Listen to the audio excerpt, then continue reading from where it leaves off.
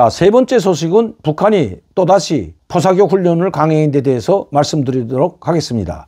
자, 요 잠잠하는 것 같더니, 즉 북한의 이민위촌이나 김정은의 애민 행각을 계속해서 보도하고 있더니 급기야 벌써 어제와 오늘 또다시 동서해상에서 포사격 훈련을 강행했습니다. 그 내용 잠시 보도록 하겠습니다. 오늘 합동참모본부에 따르면 북한은 18일 10시부터 동서해 북방한계선 NLL 북쪽 수역에 설정된 해상 완충구역을 향해 총 250여 발의 포사격을 실시한 데요.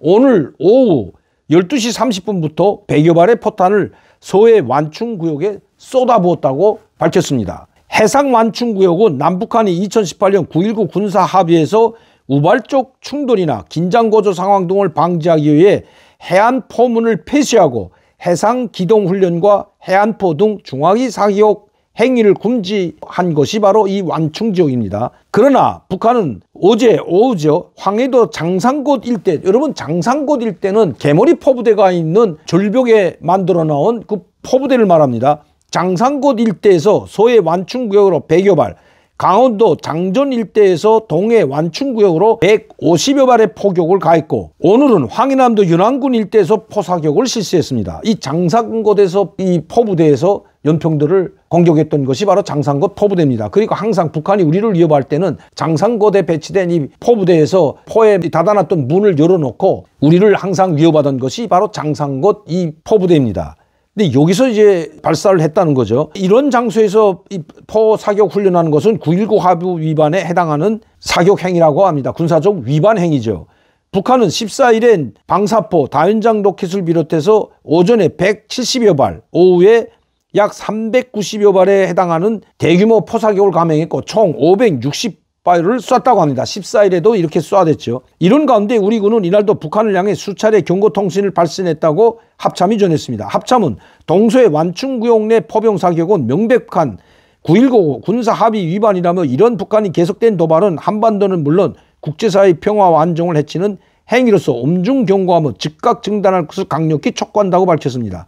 그러나 북한은 연이은 포격이 우리 측의 군사적 도발 때문이라며 족반하장식 태도를 보이고 있다. 족반하장식이야 계속해서 보이고 있는 거죠. 북한 조선민군 총참모부는 오늘 오전 대변인 발표를 통해 우리가 18일 오전 9시 5분부터 오후 5시 22분까지 남강원도 천운군 전현 일대에서 수십 발의 방사포탄을 발사했다며 그에 따른 대응 조치로서 동서해상으로 위협 경고 사격을 진행했다고 주장하고 있습니다. 또 인민군 총참모부는 19일 오늘 오전 8시 27분부터 9시 40분 사이에 북한군 제5군단 전방 전현 일대에서 이 국군이 우리 적들이 또다시 10여 발의 방사포탄을 발사하는 군사적 도발을 감행했다며 아군 동부 및 서부전선 부대들에 다시 한번 동서해상으로 위협 경고 사격을 진행할 때 대한 지시를 하달했다. 이렇게 우리가 포사격을 했기 때문에 오늘도 어제도 그렇고 오늘도 그렇고 동해바다와 서해바다 쪽에서 위협사격을 경고사격을 했다고 지금 북한은 주장하고 있습니다. 그렇다면 지금 금년 1월부터 북한이 지금 오늘 현재까지 수십 발의 탄도미사일을 발사했죠. 이것은 9.19 합의뿐만 아니라 남북한의 군사적 긴장을 격화시키는 일체 군사적 행동을 하지 않겠다는 합의에 벌써 위반된 것이고,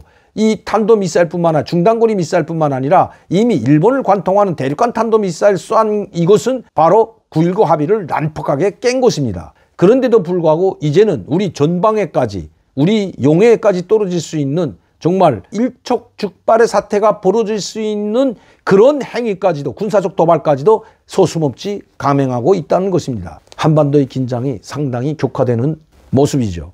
특히 지금 시진핑이 당대회, 지금 3년임하고 있는 당대회를 진행하고 있는 중에도 끊임없는 도발을 강행하고 있습니다. 그럼 중국을 무시하고 시진핑의 지금 3년임 대관식을 무시하고 이렇게 포사격 도발을 강행할까요? 천만의 말씀입니다. 여러분들도 아시다시피 이미 중국 국경절을 맞으면서 김정은이 시진핑에게 축전을 보냈는데 10월 13일 시진핑에게 답장이 왔는데 그 답장을 10월 16일 공개했습니다. 10월 16일 공개하고 나서 그리고 이런 군사적 도발을 또 계속하고 있다는데 문제가 있는 것입니다. 중국이 이러한 미사일 도발이나 중단거리 탄도미사일 도발에 대해서는 눈을 감아주고 있기 때문입니다. 오히려 시진핑은 10월 13일 보낸 김정은이 보낸 그 답전을 보내면서 전략적 소통을 계속 강화해 나가고 있다고 했습니다. 자, 국제 정세가 지금 격변하는 중에 우리 두 나라는 전략적 소통을 더욱 강화해 나가야 된다. 그리고 국가의 호상, 두 나라의 안전과 국제 평화를 위해서 우리는 행동을 같이 한다는 이런 축전을 보냈던 거죠. 답전을 보냈던 거죠. 이 전략적 소통이라는 것은 두 나라의 국가의 중대사, 이건 정치, 군사, 경제, 문화에 관한 모든 중대사를 지금 논의하고 있는 것이 바로 전략적 소통입니다. 여기에는 탄도미사일도 들어가 있고 동해바다나 서해바다 상에서 진행되는 북한의 군사적 도발도, 이러한 모든 것들이 이 전략적 소통에 의해서 지금 이루어지고 있다고 해도 과언이 아니라는 것입니다. 이미 시진핑은 서해바다에서 긴장을 격화시키는 포사격 훈련을 강행하던 거기에 대해서는 개의치 않고 계속 해도 좋다는 사인을 보내고 있는 것입니다.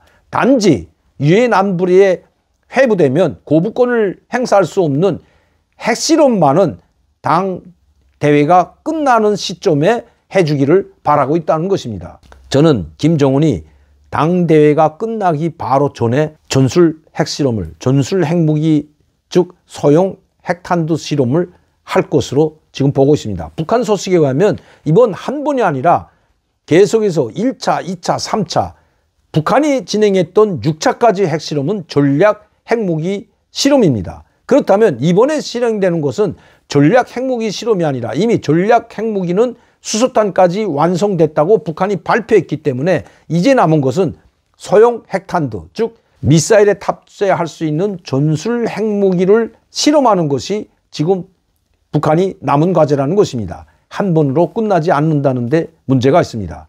한 번 하고 연이어 전술 핵무기를 1차, 2차, 3차까지 계속해서 한다는 것이 북한에서 온 소식입니다.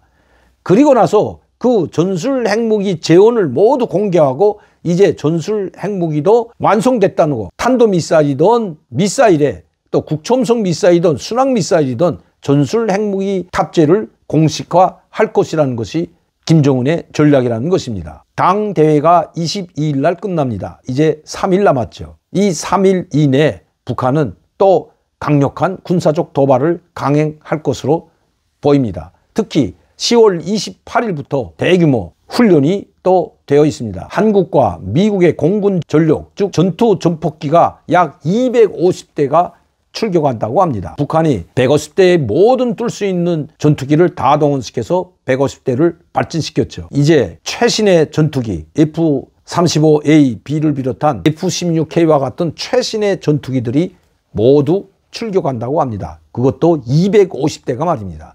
250대는 최신의 전투기일 뿐만 아니라 여기는 스텔스 전폭기도 포함되어 있습니다. 특히 이미 괌에는 B-1B가 전개됐고 이 B-1B 전략 폭격기도 이번 한미 연합공군 훈련에 참여한다는 이야기가 나오고 있는 것입니다. 왜 28일, 지금 호국훈련이 28일까지 있고 30일부터는 한미 공중연합훈련이 개최되는데 왜 이 시점에 이런 250대의 최신의 전투기 대고 출격을 할까요?